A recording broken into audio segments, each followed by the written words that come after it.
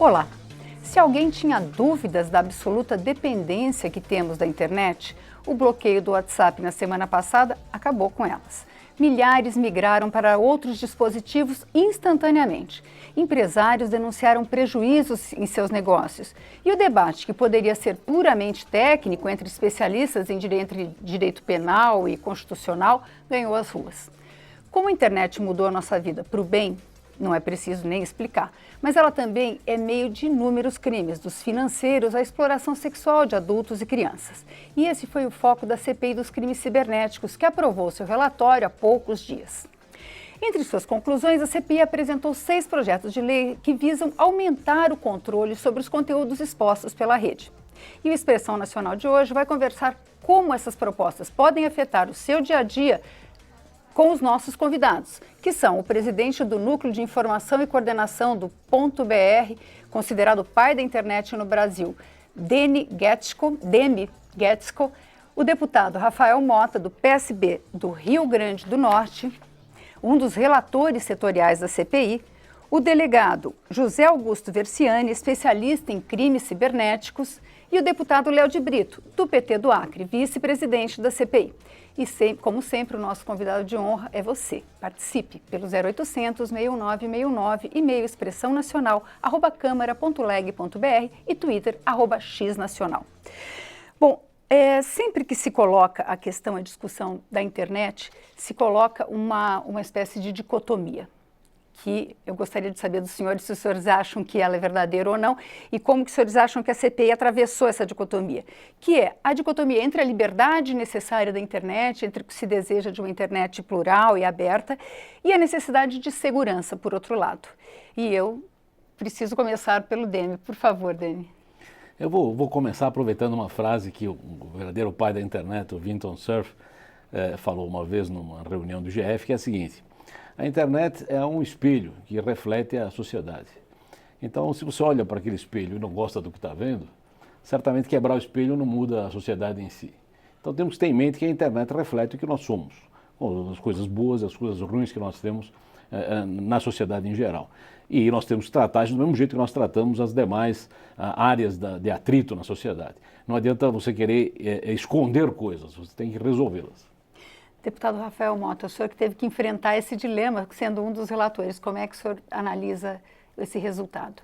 O resultado foi basicamente de dificultar a vida daquele que quer praticar crime no ambiente virtual. A internet, no meu modo de vista, é como uma cidade que está em volta numa nebulosidade, digamos assim. Então fica muito difícil você saber a pessoa que está ao seu lado, aquela pessoa que pode estar tendo um relacionamento afetivo com um filho seu, por exemplo, a pessoa que tem realmente uma vida de serviços, de produtos. Então a nossa ideia através dessa CPI é provar que o que é crime na vida real também é crime no ambiente virtual. E a subrelatoria de pedofilia foi de fundamental importância, porque nós entramos adentro realmente do que é o submundo da internet. Então foram 9 meses de experiência à frente daquela CPI, ao lado do deputado Léo de Brito como vice-presidente, da deputada Mariana Carvalho como presidente, do nosso relator Esperidião Amin, onde tivemos mais de 30 audiências públicas discutindo com a sociedade, discutindo com especialistas da área, com a polícia, quais seriam as recomendações que aquela CPI poderia agregar para a nossa sociedade. Lembrando que é um momento de começar a se discutir a internet, é um momento novo, sabemos da recente ambiente virtual que estamos vivendo no Brasil, mas nem por isso o parlamento deve se furtar do seu dever de discutir a segurança para as nossas crianças e adolescentes e para o cidadão de um modo geral na internet. Delegado Versiani, como é que é a sua experiência como uma pessoa especializada em crime cibernético? A gente não falou isso na abertura, mas como é que o senhor vê essa questão hoje da internet, dessa dicotomia, como é que é a dificuldade ou não de trabalhar com isso? Eu vejo um momento que nós temos dificuldade total em trabalhar com isso, porque para a polícia, nesse momento, a internet no Brasil está na época do Velho Oeste, em que as pessoas elas têm uma ilusão de anonimidade como se isso fosse um valor intrinsecamente bom, só que numa praça pública, a internet funciona como uma praça pública, se todos são anônimos, vence o mais forte. Então, nesse momento, os criminosos da internet eles estão prevalecendo a vontade deles. E se discute muito as leis e esse impacto e essas leis que prejudicariam a liberdade. E nesse momento, eu só vejo as leis prejudicando a liberdade de investigar os criminosos. Essas leis alteram fundamentalmente a habilidade da polícia e do Ministério Público de trabalharem na persecução penal desses criminosos na internet. De que forma, deputado, delegado? Só para a gente entender melhor. Tá. Por exemplo, quando você precisa, você tem a notícia de um crime. E tem essa coisa também, né? Fala que, não, mas os direitos. Nós na polícia, nós somos fundamentalmente quem as pessoas correm atrás para a defesa dos seus direitos. Porque o direito foi violado na lei, recebeu uma fraude financeira, ou teve exposta a sua intimidade, ou alguém invadiu o seu computador. E nesse momento, se alguém pura e simplesmente invadiu o computador, não existe crime nisso. Você tem que, primeiramente, tentar arranjar uma maneira de provar que isso teria sido feito com o intento de expor a intimidade. É sempre um caminho tortuoso que, em tese, defende o cidadão. Mas, na verdade, ele faz com que impede que a polícia defenda o cidadão. Deputado Léo de Brito. Bem, eu considero primeiro que essa dicotomia entre segurança e liberdade, ela não é só na internet que ela existe na sociedade de um modo geral. Agora, o que é importante nós asseverarmos aqui é que a internet, o surgimento da internet, ele permitiu com que nós tivéssemos uma horizontalidade maior, uma participação maior das pessoas, um acesso maior à comunicação, à informação, à inovação que aconteceu na internet ao longo desse período. Eu sou professor de Direito na Universidade Federal do Acre e tive a oportunidade de participar da orientação de uma monografia de um dos estudantes que ele trabalha com música, é músico profissional, e ele falando dessa questão dos direitos autorais e o quanto que a internet ela serviu como um espaço importante para a difusão, ao contrário do que muitos se falam de que os direitos autorais estão sendo violados, mas de inovação mesmo, até nas práticas comerciais dos músicos. Então, você tem um ambiente aí que é um ambiente de grande relevância para, inclusive, para o empreendedorismo. Hoje, quando a gente olha para o WhatsApp, a própria justiça, não só para o WhatsApp, mas hoje você tem processo eletrônico, você tem o WhatsApp como forma, inclusive, de notificação, de citação, que é utilizado por determinados instrumentos da justiça. Então, nós temos que observar as questões de segurança, claro, porque tem uma profusão de crimes, como bem disse o nosso delegado e disse o nosso relator Rafael, mas nós não podemos cair, e aí eu acho que no direito nós temos que ter o devido equilíbrio. Nós não podemos cair no erro de criminalizar a internet, porque a internet é um meio, né? Uma faca ela pode ser utilizada para o crime ou pode ser utilizada para cortar uma Hilux. Ela pode ser utilizada para transportar pessoas, mas ela pode ser utilizada para transportar drogas. Então, é esse o cuidado que nós temos. E é por isso que tem o Marco Civil, que regula as questões civis do ponto de vista da internet. E a CPI veio também para tentar verificar como é que se trabalha, como é que se aperfeiçoa as leis penais. Agora, uma coisa é importante. Eu considero que, para além dos ajustes que são necessários do ponto de vista da legislação penal, o que nós precisamos fundamentalmente do ponto de vista dos crimes cibernéticos é fortalecer cada vez mais as instituições como a Polícia Federal, que tem procurado se aperfeiçoar do ponto de vista tecnológico, mas nós precisamos de mais investimentos, para além da legislação. Pois é, a gente vai até voltar nesse assunto, mas como a gente começou falando do bloqueio do WhatsApp e dessas questões legais, eu queria... A CPI grande parte dela foi um acordo muito grande, né? Se chegou a um texto comum, né? Na maior parte das discussões, mas teve alguns pontos principais. E talvez a principal questão polêmica é o direito de bloquear sites que tenham residência no exterior e que estejam, de certa forma, servindo para a prática de crimes, né? Eu gostaria de saber se isso resolve, quer dizer, quando a gente bloqueia um site, a gente vai ter resolvido a questão do crime que está sendo cometido por meio deles, delegado Verciani? Pois então, isso aí é como se um juiz ele precisa ter como se fosse uma paleta de cores para poder pintar a melhor decisão judicial para o caso. Essa vai ser apenas mais uma das medidas. O que você acontecia nesse mundo novo da internet? A internet ela está além da nossa concepção de justiça ainda. Porque você pode ter um cidadão americano, um cidadão australiano, um japonês, vindo no espaço, dentro de um site hospedado em território brasileiro, interagindo com brasileiros, e você tanto pode ter esse brasileiro fraudando o australiano, como você pode ter o japonês fraudando o brasileiro. Ou nesses tantos e-mails que todos recebem de scammers que dizendo, você ganhou na loteria, vem aqui, passe a sua senha da internet, passe a sua senha do banco.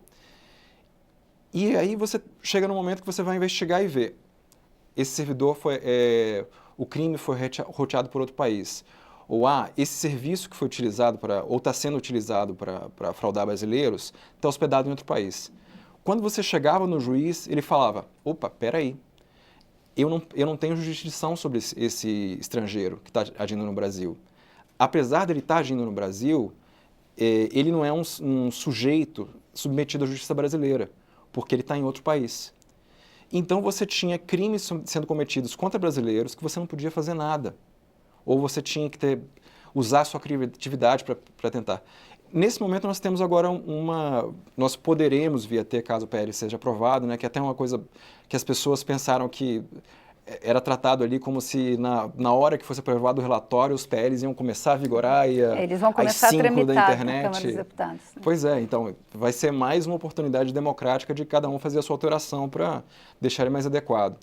Mas se o PL, com a redação atual, começar a entrar em vigência, você vai ter como o juiz falar para as empresas de telecomunicação dizerem, olha, esse site está sendo usado para fraudar brasileiros, bloqueiem.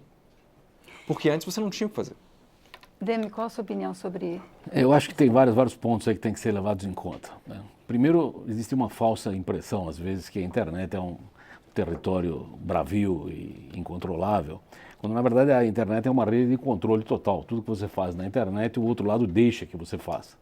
Então, se eu ligar uma estação de rádio, eu escuto um rádio, a rádio não sabe que eu estou ouvindo a rádio. Mas se eu ouvir a rádio na internet, a rádio sabe que eu estou ouvindo na internet. Então, primeiro, precisamos ter em mente que a internet, se nós pesarmos a mão, ela saberá tudo o que fazemos o tempo todo. Quer dizer, a nossa privacidade estará totalmente desnudada.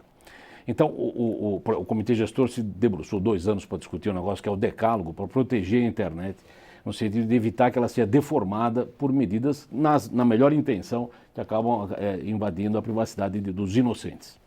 Então, certamente, uma das coisas que eu acho importante, aí acho que o objetivo nosso é o mesmo, é que você criminalize o elemento final da cadeia. Né? Se um taxista leva um batedor de carteira, ele não pode checar todo mundo que entra no táxi se é batedor de carteira ou não. Quer dizer, você não pode penalizar o taxista e dizer você não é permitido a você carregar batedor de carteira. Ele carrega qualquer um que dê sinal e acabou. Então, temos que tomar cuidado em não penalizar a cadeia intermediária, porque isso, inclusive, penalizará os empreendedores brasileiros. Quem quiser fazer um produto nunca vai saber qual é o risco que ele está se expondo a fazer algo se alguém o usa de uma forma ruim. Quem inventou a faca, se soubesse que ia ser penalizado porque alguém foi esfaqueado, não inventaria a faca. Então, precisamos tomar muito cuidado com isso. Então, eu acho que o ponto é saber dosar esses dois aspectos do problema.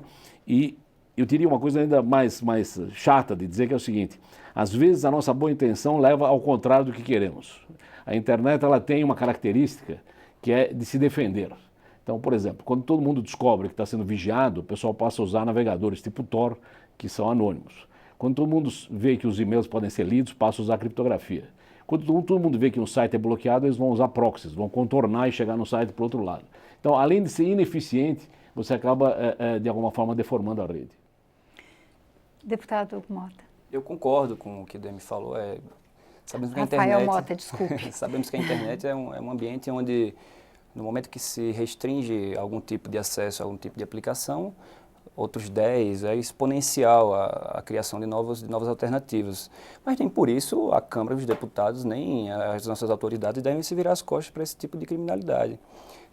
Sabemos, por exemplo, que a nossa ideia da nossa subrelatoria, e aí fica muito evidente que é um PL que vai passar a ser discutido nas comissões, levado a plenário, sofrer emendas e discussões com os demais setores da sociedade. Então, a nossa ideia é que se bloqueie sites que não estejam hospedados no Brasil, que não tenham representação no nosso país e que pratiquem majoritariamente crimes, que são crimes como, por exemplo, crimes de direito autoral, de pedofilia, venda de armas, venda de drogas. Então nós estamos tratando de uma CPI de crimes. O ambiente é um ambiente virtual, mas nem por isso nós devemos virar as costas ou deixar que a lei seja aplicada nessa nossa CPI. Então foram 34 propostas que foram sugeridas àquela CPI, entre elas 6 projetos de lei, algumas que alteram também o Marco Civil da Internet, que o Marco Civil da Internet foi um avanço extraordinário para o nosso país, mas já faz 5 anos que foi realmente homologado no nosso país. E deve ser uma discussão recorrente, uma discussão que deve ser levada prioritariamente pela Câmara dos Deputados e diariamente também por esse Congresso. Deputado Léo de Brito. Só repondo, o Marco Civil tem 2 anos, é de 2000, uma lei de 2014. Primeiro, a pergunta, na minha opinião, não resolve. Se você tem um site que é hospedado no exterior e ele está cometendo principalmente uma determinada prática criminosa, o fato dele ser bloqueado não vai permitir com que sejam gerados outros sites com o mesmo teor. O criminoso vai fazer. Eu acho que o objetivo central, nós temos que ir em busca do criminoso. Eu acho que essa é a questão central. E aí vejo que o custo-benefício é baixo em relação a isso, principalmente porque nós estamos dando um aceno ao contrário. E eu acho que o Brasil está, nesse caso, ele está inovando negativamente do ponto de vista internacional.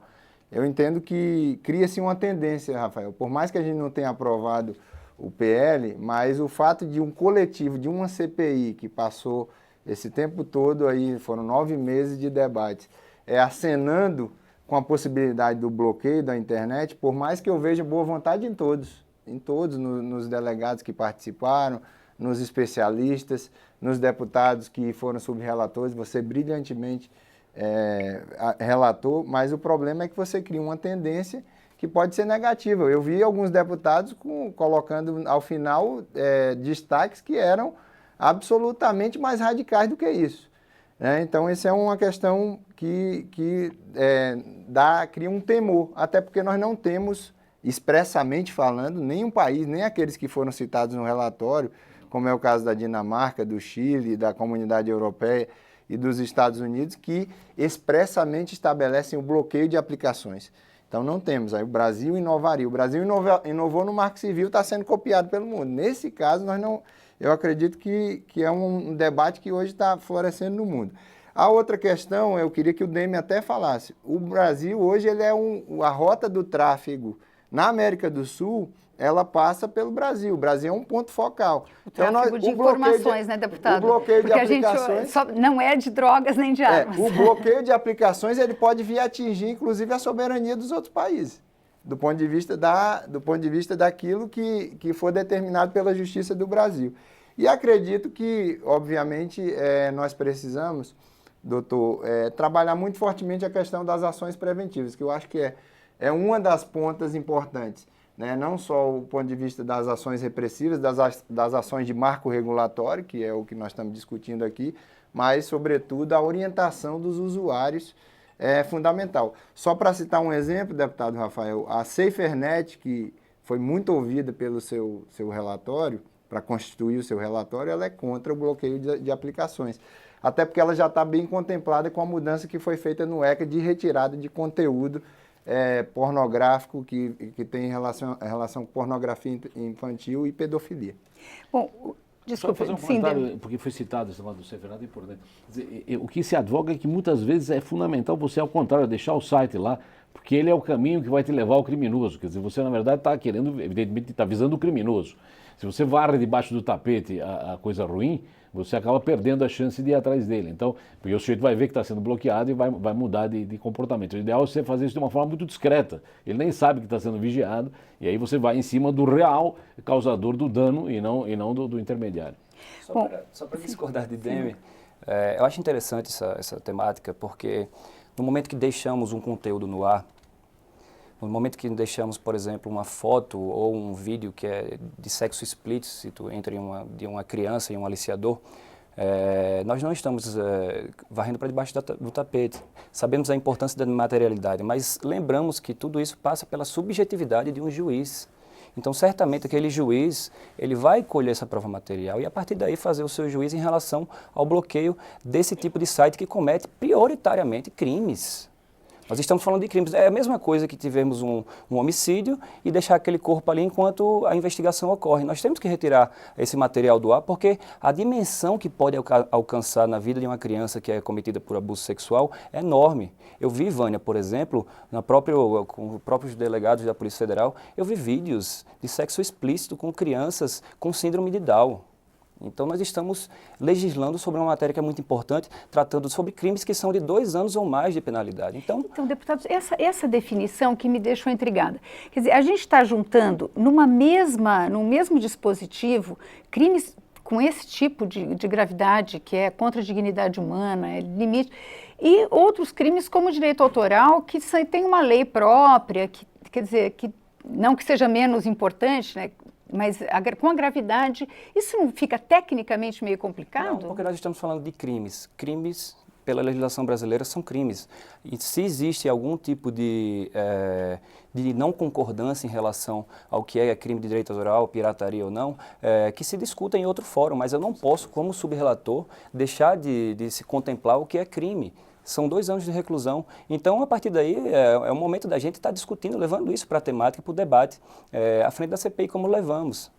Um comentário curto. Eu estou totalmente de acordo que o crime tem que ser combatido. Eu digo, um sítio genérico, que tem coisas genéricas, se tem um caso específico desse, se você tira o sítio do ar, você vai atrapalhar a própria investigação do caso genérico. Você tem que ser rápido. Você acabou de falar que é um caso genérico, mas são para sites só daquilo, sítio que são só para tem... sites que são majoritariamente para cometimento de crime, Demi. Eu sei, Nós mas estamos então, falando majoritariamente. Se é um site majoritariamente de crimes e você o tira do ar, ele vai se reencarnar em seguida em outro lugar. Você tem que ir atrás do sujeito que montou o site. Certamente. Mas, por isso que o juiz vai estar presente. Acredito que eu seja especialista em investigação na mesa. Delegado, deixa eu só acrescentar uma pergunta, já que quando o senhor vai falar, o Márcio dos Santos Meiras, de Amaragi, de Pernambuco, ele pergunta como estão sendo investigados os hospedeiros desse tipo de conteúdo.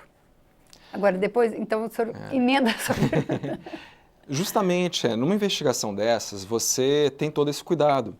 Você tem que ponderar ali a questão de permitir que a investigação chegue até o final, até o culpado, porque esse é o objetivo da investigação, então esse cuidado é tomado, com a questão também do perigo para o público em geral. No caso do conteúdo de pornografia infantil, você também quer tirar isso o mais rápido possível.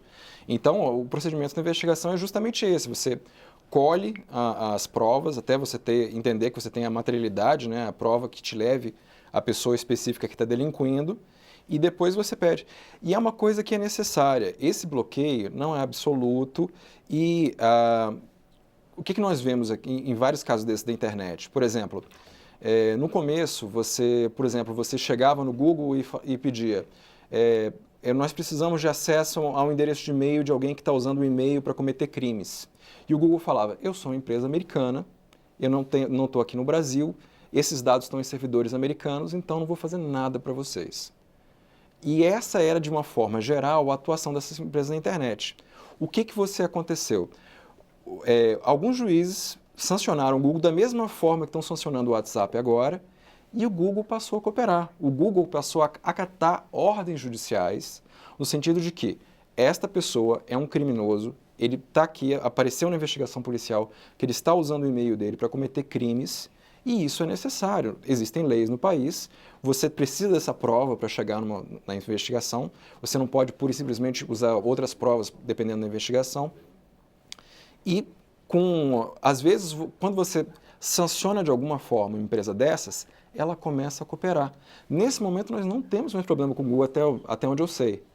Nós temos um problema com o WhatsApp, que recentemente, em outra cadeia de televisão, foi visto que ele está sendo o programa está sendo usado para combinação de assassinatos em alguns estados do país, em que a pessoa manda uma mensagem, trocam ali, se aproveitam que existe uma criptografia no dispositivo e que, de certa forma, ali o prestador de serviço ele não está cooperando com a autoridade policial brasileira e você não fica sem prova da combinação de um crime.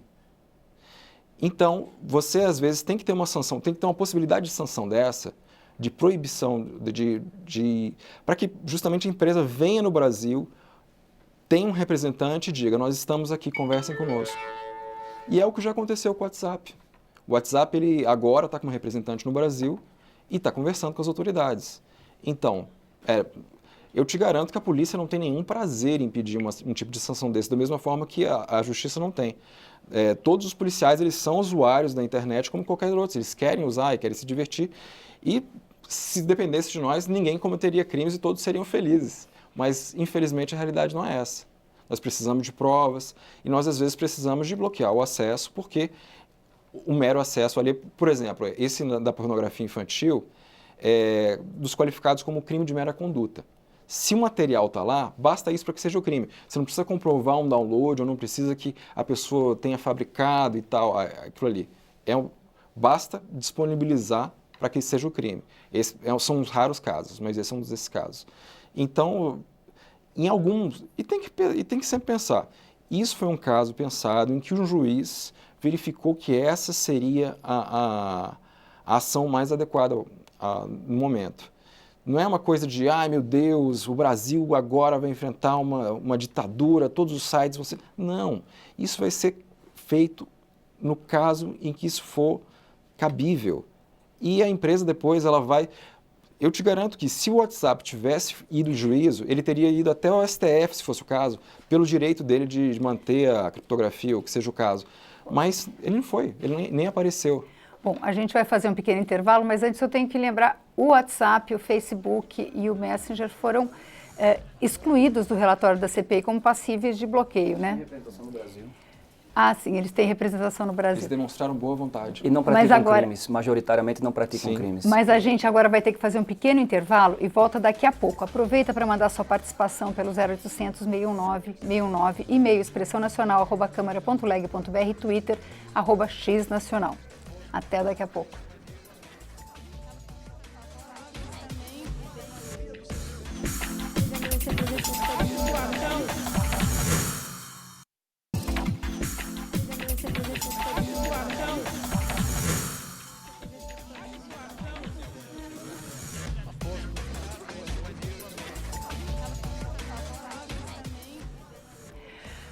O Expressão Nacional está de volta. Hoje nós estamos discutindo sobre as principais conclusões da CPI de crimes cibernéticos. E os nossos convidados são o presidente do Núcleo de Informação e Coordenação do Ponto BR, considerado o pai da internet no Brasil, Demi Guetzko, o deputado Rafael Mota, do PSB do Rio Grande do Norte, um dos relatores setoriais da CPI, o representante da Associação Nacional dos Delegados da Polícia Federal, delegado José Augusto Versiani, especialista em crimes cibernéticos, e o deputado Léo de Brito, do PT do Acre, vice-presidente da CPI. A gente terminou o último bloco falando sobre a questão do bloqueio dos sites, mas outra questão que foi também bastante discutida foi a questão de retirada de conteúdo. E nessa, eu confesso que tem uma questão das mais graves. Para ser pensada para quem formula leis. O projeto prevê que o responsável por um site ele vai ter que retirar todo o conteúdo semelhante a um primeiro que já teve uma ordem judicial. Idêntico. É muito importante. É verdade, idêntico. Saiu. Se eu tiver uma ordem de um juiz para retirar um conteúdo de um determinado site, a partir dessa ordem, todos os conteúdos idênticos vão ter que ser retirados automaticamente, sem precisar de uma nova ordem judicial. A gente fez um programa aqui, estava com o deputado Daniel Coelho, ele falou, pense numa adolescente que tem fotos publicadas no Facebook, ela não terá dinheiro, e esse conteúdo em geral é replicado, para fazer diversas ações para cada vez que ela quiser retirar esse conteúdo. Quer dizer, essa questão eu sei que levantou uma dúvida, Demi já está... queria esforçar. Veja, eu acho o seguinte, nós devemos garantir que essa retirada inicial de conteúdo é feita por uma ordem judicial que julgou o conteúdo inadequado, não é por um intermediário, não é o provedor. E no caso desse conteúdo reaparecer, se for replicado na rede de alguma forma, deve haver uma notificação ao provedor que está provendo aquele conteúdo de que esse conteúdo já foi objeto de um julgamento anterior e que foi considerado inadequado, dada a posição exata onde está o conteúdo, qual é o conteúdo.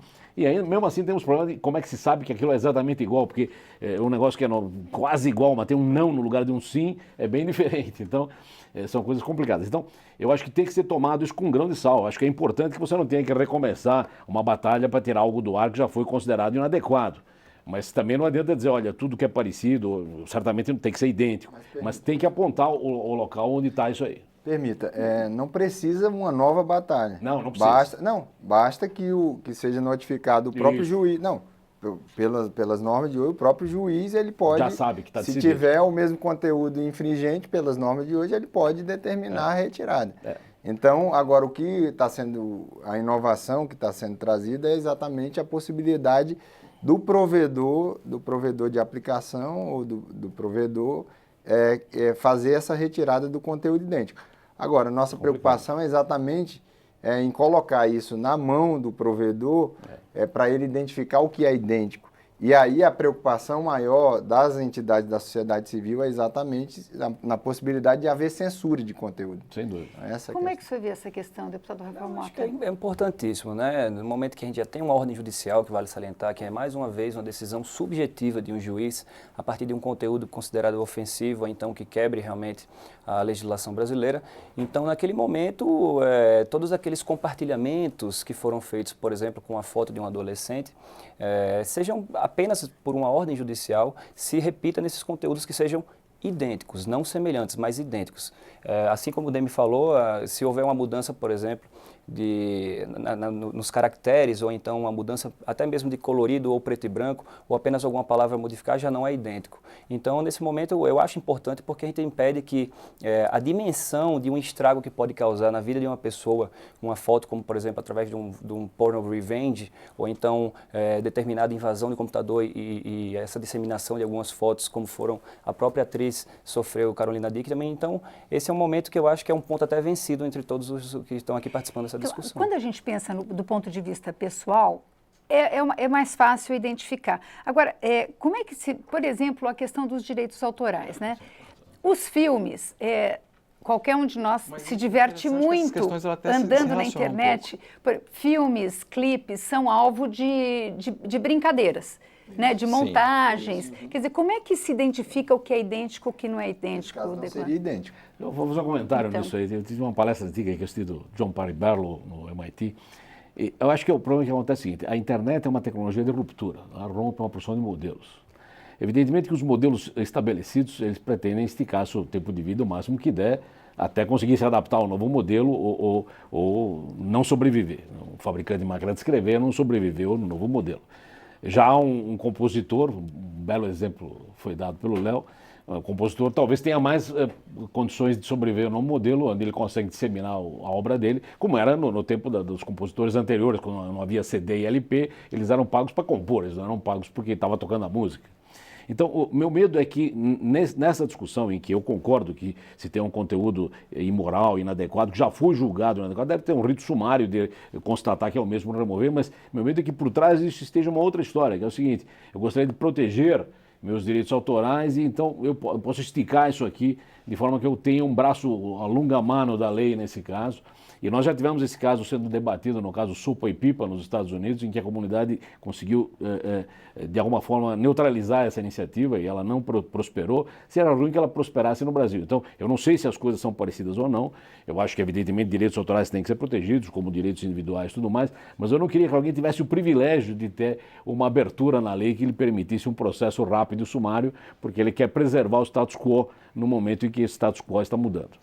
Mas eu acho que você entra numa questão aí de e por que não? Justamente porque a internet é desbravadora, você tem mecanismos como o copyleft, em que um artista ele pode se destacar por doar sua música. Se você não proíbe a violação ao copyright, você não permite que um artista se destaque justamente por dar a sua obra a outros. Essa é uma excelente discussão, mas é muito complicada e muito longa. Quer dizer, essas coisas aparecem a partir da tecnologia permitir certas coisas. Então, o que é exatamente uma reprodução? Quer dizer, quando sumiu a Xerox, a primeira coisa foi: a Xerox vai acabar com a indústria do livro, porque eu vou tirar cópia do meu livro acadêmico e vou distribuir, e ninguém faliu por causa disso, os estudantes continuam se formando e tal. Quer dizer, as coisas têm mudado. O gravador que permitia tirar fita cassete, copiar meu CD e ouvir no carro, eu não precisava ter 2 deles ou coisa desse tipo. Então, essas coisas mudam, eu não sei para onde vão, mas eu sei que mudam. E você querer preservar o modelo, dizendo que esse modelo será mantido a ferro e fogo, talvez não seja uma boa ideia. Inclusive tem decisões judiciais nos Estados Unidos. Um dos exemplos foi o videocassete, né? Que teve um questionamento à época, porque as pessoas tiravam cópia, mas na maioria das vezes elas tiravam cópia para uso próprio. Ou emprestar, E o caso daquele caso da Pretty Woman, né? Aquela trilha sonora de Pretty Woman que foi utilizada de outras formas e também a Justiça dos Estados Unidos permitiu sem que houvesse violação de direitos autorais. Mas é importante a gente salientar que, por exemplo, a gente esquece do alcance que pode ter a pirataria no nosso país. Pirataria, mais uma vez, eu repito e digo que é crime. Só em 2015 foram mais de 100 bilhões de reais que deixaram de ser arrecadados em relação à pirataria. Nós queremos um parlamento ético, sim, nós queremos políticos éticos, sim, mas também a população brasileira tem que ter um comportamento ético. E só para me somar a essa discussão, tanto o SOPA como o Tupipa ainda não foram ferramentas que não prosperaram na discussão. Inclusive ainda estão em andamento, tanto no Senado quanto na Câmara dos Estados Unidos. Quando a gente fala em direito autoral, é uma prática que acho que 90% das pessoas que ficam muito perto da internet fazem. A gente baixa filme pelo torrents, eu só não baixo por incapacidade tecnológica. Agora, você baixa para você ver. Né? Alguns países proíbem que você baixe o filme. Né? Na Inglaterra, sim, você pode assistir o filme, mas você não pode baixar. Quer dizer, isso não estaria limitando essa possibilidade que hoje, como disse o Demi, é uma prática. Eu vou fazer um comentário curto nisso, porque pega um ponto que eu falei da outra vez. Vários sítios foram derrubados porque distribuíam conteúdo pirata ou coisa desse tipo. O que a internet fez? A internet descobriu uma forma de fazer isso de uma forma distribuída. Você não consegue tirar o torrent do ar porque o torrent não tem um centro, ele está distribuído na rede. Então toda vez que você age de uma forma a fazer algo que é mal visto pela comunidade da internet, há uma saída técnica que torna isso muito menos vulnerável. Certos mensageiros que substituiriam o WhatsApp são muito mais resistentes porque eles estão distribuídos, você não tem um lugar para dar um tiro e derrubar. Então o torrent é um caso desse. Deputado Rafael, como é que você vê essa questão? Na Europa, só na Europa já houve mais de 400 bloqueios. E mais de 20% das pessoas que se utilizavam desse tipo de aplicação de URLs que eram destinadas, por exemplo, à pirataria, migraram para sites legais. Então, eu não vejo com tanta dificuldade que a gente possa legislar também sobre a questão da pirataria. O que a gente está criando aqui, deputado Léo de Brito, não vai mudar para o cidadão comum a sua navegação, a forma a sua liberdade de expressão, a neutralidade da rede. Nós estamos única e exclusivamente dificultando a vida dos criminosos, daqueles que querem praticar um crime no ambiente virtual. Essa é a nossa iniciativa. A nossa CPI é uma CPI de crimes e que são cometidos na internet. Então, o nosso papel tem sido esse. Não foram apenas foram 34 propostas que nós propomos, como por exemplo, que pedofilia na internet seja considerado crime hediondo, sim. Que se possa fazer um plano nacional de educação digital, porque muitas das vezes as nossas crianças estão navegando na internet e os pais não têm um controle parental em relação a saber com quem ele está dialogando do outro lado da rede. Pode ser um pedófilo travestido de criança. Então a nossa preocupação é essa, é proibir, inclusive o TOR, como foi dito pelo Demi. O TOR, a Justiça americana já determinou que até o final do ano, aqueles que realmente praticam a sua navegabilidade pelo TOR poderão sim sofrer investigações, inclusive se não estiver sobre a jurisdição daquele juiz, podendo, por exemplo, ser investigado em outro país. Pois é, o Luiz Costa... Só fazer um breve comentário sobre isso, rapidamente. Eu acho que o crime de pirataria tem que ser combatido. Eu quero colocar isso aqui de maneira muito clara. Agora, existem crimes e crimes. Estamos aqui com o delegado Versiani. Né? Primeiro, a prática do crime, como foi muito bem dito pelo Demi aqui, ela tem uma dinâmica própria e que talvez seja difícil a gente impedir a prática criminosa. Agora, não dá, o problema é que às vezes, e aí nós temos a MPA que agiu com muita força dentro da CPI, às vezes parece que essa questão dos crimes da pirataria, ela acaba sendo uma questão central. Quando não é, a MPA ela tem muita força, inclusive, para combater isso. Tem instrumentos para combater isso. Que é uma entidade de defesa dos direitos autorais. O que é central é a pedofilia, é o tráfico de pessoas, são esses crimes. Aí é uma questão que as instituições elas têm que estar muito mais focadas sobre isso. Então, eu queria só colocar esse posicionamento para ficar bem claro que nós somos contra a prática, qualquer tipo de prática criminosa. Que a CPI tratou da internet, tal como a gente conhece, mas o Luiz Costa nos pergunta quais atitudes tomadas quanto aos crimes cometidos pela Deep Web, já que é impossível rastrear. Essa eu vou ter que passar para o delegado Versiani. Pois então. Então, primeiro explicar o que é Deep Web, por favor. O que é Deep Web? A Deep Web é a internet não... Quando falaram do Tor, né? Que não, os sites eles não estão nos servidores de DNS. Não é aquele site que você vai digitar um nome dele ali na barra de endereço e a internet vai reconhecer o endereço e vai te levar para o site onde ele está hospedado.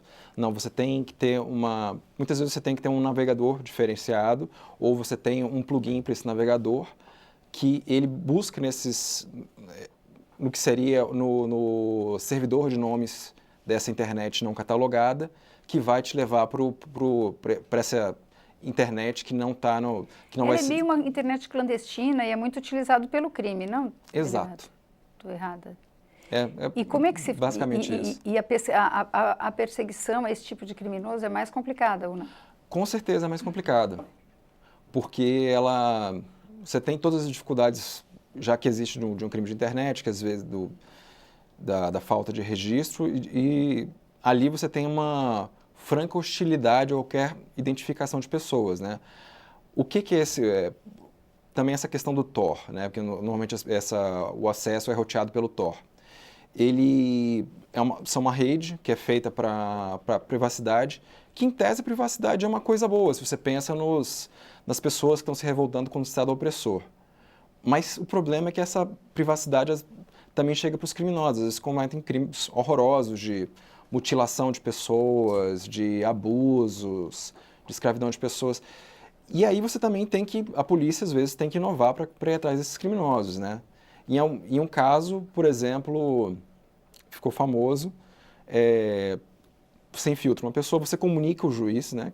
Você abre uma investigação, você comunica ao juiz que existe esse crime que está sendo investigado e que você vai ter um policial se infiltrando no site. Então esse policial ele fica autorizado a se passar por alguém que também está... Que muitas vezes para você entrar num site desses, você tem que demonstrar que ou você tem que fornecer algumas fotos de crianças exploradas ou qualquer modalidade. Por exemplo, você vai ter que mostrar que você tem a droga que vai ser fornecida ou que você tem meios de comprar essa droga. Você tem que mostrar que você está relacionado ao crime. Você comunica isso ao juiz e a partir daí alguém pode entrar para o site e ficar ali por algum tempo ao ponto de ganhar a confiança das pessoas e começar a estar na organização do site. E a partir dali ele consegue ter um nível de acesso que ele pode tentar identificar as pessoas. Que também a internet ela não eliminou os meios tradicionais de investigação, que é você começar a conversar com as pessoas e nisso você descobre o que elas gostam, o que ela faz, onde ela está. Aí às vezes a pessoa vai dizer da cidade onde ela mora, vai mostrar uma foto, na foto vai ter uma placa da rua, a placa do carro, a camisa que ele torce, e aí você vai chegando cada vez mais perto. Vou aproveitar de novo a deixa para falar isso. Quer dizer, o Tor é um desenvolvimento da Marinha Americana, ele começa na Marinha Americana. E, evidentemente, ele é usado por esse pessoal que não quer ser encontrado na internet. A Deep Web é mais do que isso, também os sites não mapeáveis, os sítios não mapeáveis normais, imposto de renda, certamente eu não posso entrar lá procurar imposto de renda de alguém, porque não é mapeável, isso faz parte da contabilidade da Deep Web, sem ser do tipo da Deep Web. Então, a grande maioria, quando se fala que a Deep Web é muito maior que a Web, porque na Deep Web estão todos os acessos que necessitam de senha, que não são localizáveis, etc. E tal. Mas o que eu queria mostrar é isso, quer dizer, ao você começar de alguma forma, violar a privacidade, a intimidade do indivíduo, colocando lá propaganda que você descobriu que ele compra tênis, então você põe lá uma propaganda disso e daquilo, você começa a incomodar o usuário normal, ele tem um atrativo para migrar para isso. A gente não gostaria que o pessoal fosse para esse tipo de coisa, mas a gente está jogando esse pessoal nesse tipo de coisa, como por exemplo, criptografia. A criptografia está crescendo e todo mundo é a favor, porque é um jeito de você impedir da sua mensagem trivial ser monitorada. Meios legítimos, né? A pessoa ela pode bloquear a propaganda, ela pode... Não, sim, eu sei, mas estou dizendo, em geral, ao tomarmos medidas desse tipo, por exemplo, quando você toma uma medida contra um sítio centralizado que distribui determinado material, a grande probabilidade é que você vire um sítio distribuído e você vai ter muito mais dificuldade em acessá-lo e agir contra ele. Então, o que eu digo é toda vez que fazemos uma coisa desse tipo, a gente deforma a rede. E toda vez que a gente deforma a rede, provavelmente a gente age contra nosso próprio interesse de uma rede mais segura. E eu acho que eu porque sou tem um pouco tanta coisa na em relação à internet. A internet você não deforma ela, ela evolui. Sim, ela está sempre superando ali. As pressões são de fora. As pressões que nós fazemos nela a levam para algum lugar. Por que o pessoal foi para o Tor? Porque achou que estava sendo vigiado em excesso no navegador normal. Também tem o pessoal que foi no Tor mas por se é um outros motivos. criminoso, ele deveria estar sendo vigiado, não? Mas mesmo assim conseguiram ainda, apesar de toda a dificuldade técnica, a tecnologia avança num tempo cronológico à parte, a gente sabe disso, mas nos Estados Unidos o próprio Silk Road, que era praticamente Sim. um supermercado do crime, onde se encomendava inclusive assassinatos, a justiça americana Sim. conseguiu tirá-lo do ar e encontrar aquele mentor, né, que é considerado o mentor do Silk Road. Isso é importante. E uma das propostas da nossa CPI também, pelo deputado Rodrigo Martins, que também era um dos subrelatores, era que 10% do Fistel, que é um fundo destinado justamente à questão das telecomunicações no nosso país, seja destinado para polícias e delegacias especializadas no crime cometidos na internet. Então, é importantíssimo essa CPI. Os resultados que essa CPI trouxe e que vai trazer, lembrando que é o começo de uma discussão que vai se avançar à frente do plenário e nas comissões dessa casa, é de suma importância. Queria só retornar um pouco ao assunto de crimes de direitos autorais, lembrando ao nosso cidadão que jamais a Polícia Federal vai bater na porta do cidadão comum que está comprando, por exemplo, um produto pirata através da internet ou que está baixando uma música. Nós estamos penalizando única e exclusivamente aqueles que geram lucros, que muitas das vezes são milionários, em relação a um crime que é chamado também de pirataria. Eu gostaria de falar daquele menino, não é um menino, mas enfim, né? Pessoas talentosas que chegam no site de uma empresa, invadem, deixam lá o seu cartão de visitas e falam, olha aqui, eu entrei no seu sistema de segurança, você não quer me contratar para proteger? A gente chama isso de hacker do bem, popularmente. Esse hacker do bem que não era penalizado, hoje é penalizado, quer dizer, se ele entrava... Não, tem projeto de lei. Não, projeto de lei. Ele pode ser penalizado. Quer dizer, você entra no sistema de segurança de alguém, mas sai sem causar danos. Isso não era crime.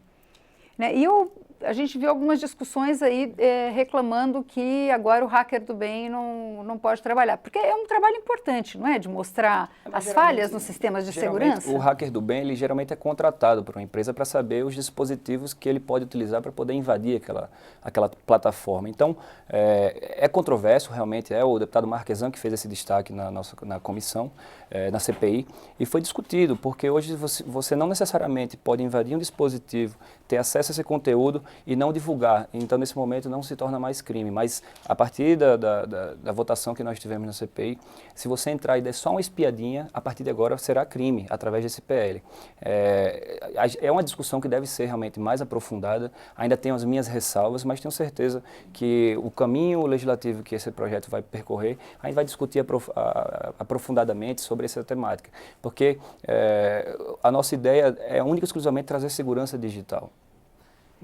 Vânia, esse destaque, inclusive, que foi feito ao relatório, foi feito pela bancada do Partido dos Trabalhadores, eu que fiz a defesa em relação à modificação do artigo 154A da Lei Carolina Dickmann, porque, na verdade, ele trouxe, o delegado Vessiani aqui falou da dificuldade, eu entendi que de criminalizar essas situações de invasão, eu entendi que o subrelator Rodrigo teve toda a intenção de tentar solucionar essa questão, só que ia acontecer um problema. Na medida em que se colocou essa modificação, não houve uma exclusão do chamado hacker do bem. Aí que eu estou falando do hacker do bem, eu não estou falando de gente que trabalha, que é contratada, estou falando às vezes daquele garoto que tem 18 anos, que entra, só entra no sistema de segurança e avisa, ele não quer vender uma consultoria, ele não quer vender. Isso faz parte da inovação da web. E que no entendimento, eu acho que nós não temos que criminalizar uma situação como essa. O simples fato de invadir um determinado sistema de segurança é como uma forma de comprovar a sua vulnerabilidade. Então foi nesse sentido que nós abrimos esse debate, tentamos ali, acho que você também estava no debate para ver se a gente conseguiu uma solução. Sim. Não foi possível naquele momento, então nós votamos contra. Só um comentário. Eu acho que, eu não sei se o sujeito que vem de chantagem para defender o sistema hacker do bem ou não entro nesse detalhe, mas a segurança... Chantagem tem que ser criminalizada. Concordo. Chantagem tem que ser criminalizada. Mas a segurança da internet depende basicamente do pessoal que está toda hora xeretando isso e descobrindo furos. Todos os antivírus foram feitos descobrindo furos. Às vezes um aplicativo de banco tem furo, acabou de ser anunciado um que tem um furo, foi descoberto um furo. Quer dizer, as pessoas fazem isso, testam e veem que tem um furo. Acho que isso aqui tem que ser estimulado e não reprimido. O pessoal de segurança trabalha assim, não trabalha para vender o serviço para o sujeito. outra é vender proteção, não é ideia vender proteção. Mas se você não investigar e descobrir que a barragem tem uma rachadura, a barragem vai romper e ninguém vai ficar sabendo. É muito melhor avisar que tem uma rachadura e os caras consertem do que esperar romper. E a nossa crítica é porque não houve um excludente em relação a essa situação. Uma das questões que foi colocada na CPI, que eu gostaria de saber a opinião dos senhores, foi a proposta de que a Polícia Federal ficasse responsável pelos crimes cibernéticos. A Polícia Federal é responsável por todos os crimes federais, né, pelos crimes de tráfico. Nós estamos na Constituição. Como é que os senhores veem essa questão? Isso não foi decidido, né, pela CPI, se não me engano, deputado Rafael? Nós tivemos uma proposta, né, de federalização desses crimes. A internet não tem fronteiras, as fronteiras existem fisicamente. Então, geralmente, como nós nos aprofundamos nesse debate, as quadrilhas de pedofilia estão instaladas em diversos estados e países, inclusive Natal e regiões do norte, que são regiões de vulnerabilidade social, são de verdadeiros hubs desse tipo de material. Então, no momento que a gente passa a se investigar de uma forma sistêmica, principalmente pelo conhecimento e pela abrangência que a Polícia Federal tem, eu acho que se torna muito mais viável e mais fácil de se encontrar esses criminosos. Sim. Pelo tipo de crime investigado cometido pela internet, são crimes em geral da atribuição da Polícia Federal. Isso ficou partilhada hoje a investigação? Isso aí, uma coisa que o grande público não sabe é que a Polícia Federal ela é essencialmente a polícia da União. Ela foi feita para combater os crimes cometidos contra a União e também os crimes que forem especialmente designados para que ela investigue pelo Ministro da Justiça e os crimes que se destaquem por ter componentes interestaduais ou internacionais. Então, no caso aí, o que adequa à questão da Polícia Federal com os crimes na internet é que eles normalmente são interestaduais. O que nós vemos muitas vezes, por exemplo, nas fraudes bancárias. Você tem uma quadrilha de São Paulo que, pela internet, comete uma fraude contra um usuário que pode estar no Pará, que pode estar no Maranhão, que pode estar em Santa Catarina. Para a Polícia Civil daquele estado, é praticamente impossível resolver esse crime, porque ela vai depender de uma carta precatória, de uma investigação muito difícil. E você ainda tem peculiaridades jurisprudenciais brasileiras que fizeram com que esse crime passasse da qualificação de estelionato para furto mediante fraude. Então, em tese, a Polícia Federal que teria que investigar a superintendência seria a de residência da vítima, não de onde foi obtido o furto do crime. E o ideal é que seja onde está a quadrilha, onde eles obtiveram dinheiro. Então, nesse caso, eu entendo que eles me perguntaram, né, se seria uma coisa boa, e eu disse que é complicado, porque a Polícia Federal, nesse momento, se eu não me engano, ela está com o mesmo efetivo de ou 10 ou 15 anos atrás. Então, seria muita coisa para a Polícia Federal abraçar do mesmo jeito. Mas essa é uma escolha que os legisladores brasileiros e que a população brasileira vai fazer. Se ela entende que a Polícia Federal tem que cuidar desses casos, vamos ter que robustecer a Polícia Federal, que vai ter o maior prazer em resolver esses crimes como resolve a todos. Nesse momento vai ficar um pouco complicado. Bom, a gente está chegando no fim. Eu gostaria que os senhores falassem um minuto para cada um das considerações finais. Deputado Léo de Brito, por favor. Então, primeiro, agradecer, Vânia, a você, também ao Demi, ao Rafael, deputado Rafael, também o Vessiani, por esse grande debate. Observe que é um debate polêmico, é um debate novo, né, porque essas questões são questões mas que acabam atingindo o cidadão. Nós vimos a situação do WhatsApp aí, os prejuízos que foram causados em relação a isso. Então, a nossa posição é buscar esse equilíbrio, o equilíbrio da segurança, o equilíbrio no sentido de que os crimes cibernéticos sejam combatidos. Eu acho que a CPI buscou isso ao longo desse período todo que nós tivemos com esse debate, mas, claro, entendendo que o Marco Civil da Internet é uma grande vitória da sociedade brasileira, né, que foi amplamente debatida por mais de 5 anos pela sociedade brasileira e se tornou essa lei que, obviamente, que precisa de suas modificações, precisa ser aplicada, com aplicação na prática, nós vamos verificar a efetividade do Marco Civil. Mas eu estou muito feliz de poder participar desse debate, não só na comissão, na CPI, como também aqui com vocês e com os nossos telespectadores. Delegado Vessiani.